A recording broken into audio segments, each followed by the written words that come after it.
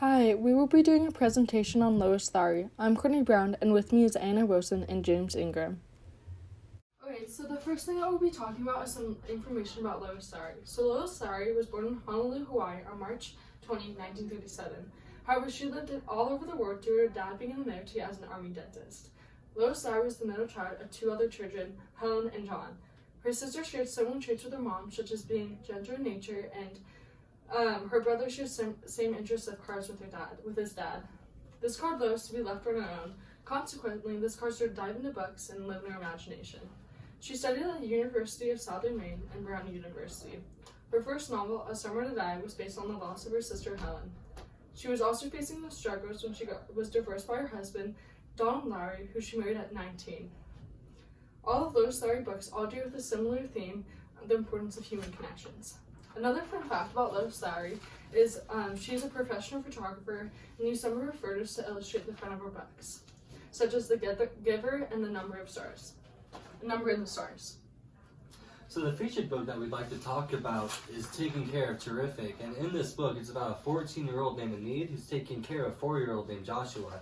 They spend every single day going to the public park in Boston where they meet a saxophone player named Hawk, and they also meet a bag lady, so they call her, at the park, where they come together and form a protest against a popsicle stand.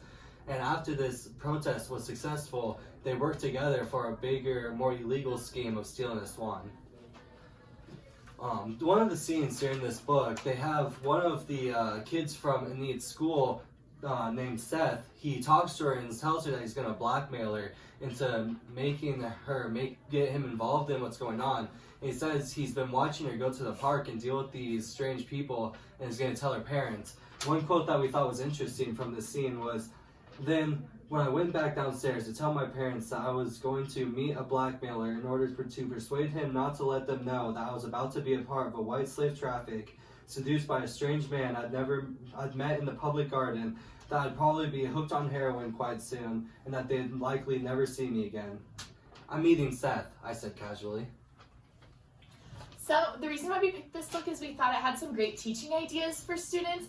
One of the lessons is that this book shows us that people are not always what they seem, so it's important not to judge people based off of what you see on the outside and as well as their background.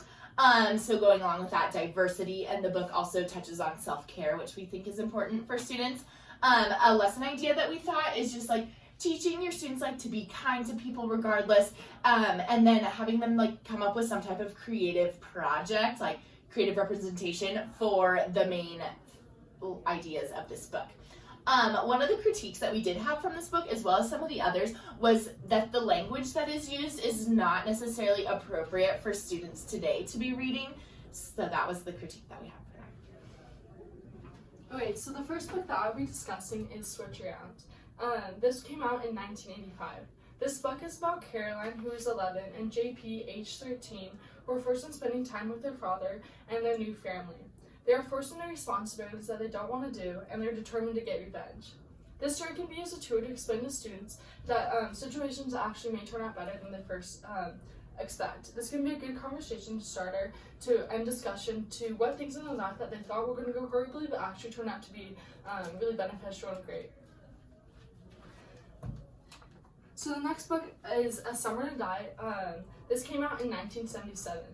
The main character is Meg, who's always been focused on Molly's popularity and beauty. However, this all changes when she faces the brutal reality when her sister passes away. I would begin a lesson by asking students to write about a disease that has affected their family or friends, or to choose a disease of their own choosing.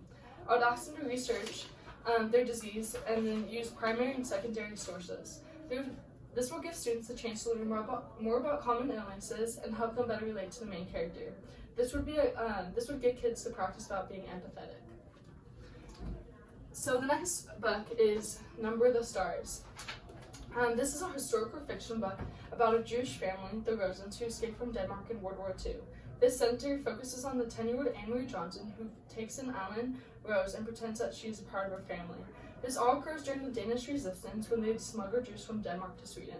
I felt like this would be a great book to start a history unit about the Holocaust. It would allow kids to better understand the thoughts and feelings people felt during this high-stress time. Lastly, The Giver is a personal favorite of mine and is told in the point of view of Jonas. Jonas lives in a world where everything is tightly controlled, and everyone has a role in the community. Every 12-year-old gets an assigned role in the annual ceremony. Jonas gets picked for a unique role when he gets assigned to them as the Giver. This is where he reveals dark hidden truths about the society that they live in. This could be a great book for students to examine elements of plot, specifically the conflict, climax, and resolution. Additionally, I thought another activity that would cause students to think more analytically would be have students write another chapter of the final chapter of the story. So the next book we're talking about is The Messenger, and this is actually the third book in the Giver series after the book Gathering Blue, and it takes place 6 years after the events of the book Gathering Blue. And it's about Maddie in his in this new village where he is working together with them, where he becomes a messenger, where he delivers messages to other villages. And he learns that his village is going to be closing down, so during this time he sends one last message to his friend Kira to try to get her to come back to the village and reunite with her father. On their way back to the village, they realize that he has a special power that can help them fight off the darkness of the wilderness. One lesson that this can be used for is making sure that people know that sometimes to get through obstacles, you're going to be working together with other people.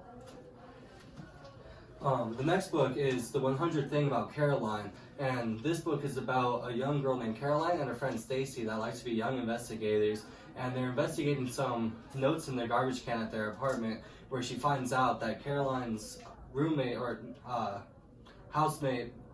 apartment mate might be a killer, and he ends up talking about being, more specifically, a child killer.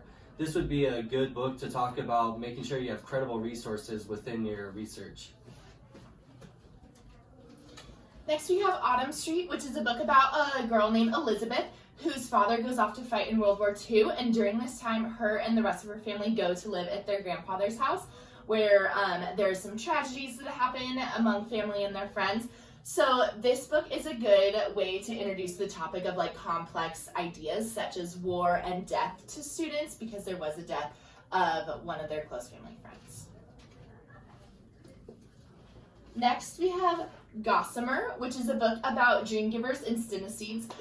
The dream givers are, such as Littlest One, who's the main character in the book, are to give dreams to people, whereas the synesthetes give nightmares. And so Littlest One's job is to give dreams to this boy named John in order to move up in the world of dream givers.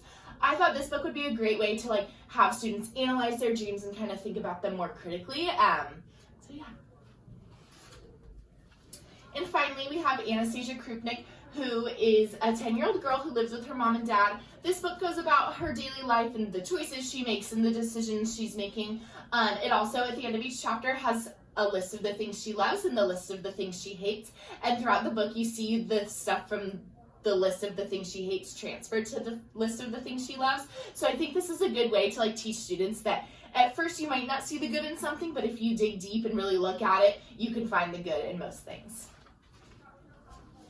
Next, we have our brochure, which is basically everything we just talked about in the PowerPoint. We have bibliographic information on Lois Lowry, as well as our featured book in here. We additionally added an insert, which has summaries from all of the books that we just talked about. And then here's our references. Thank you. Thank you. Thank you.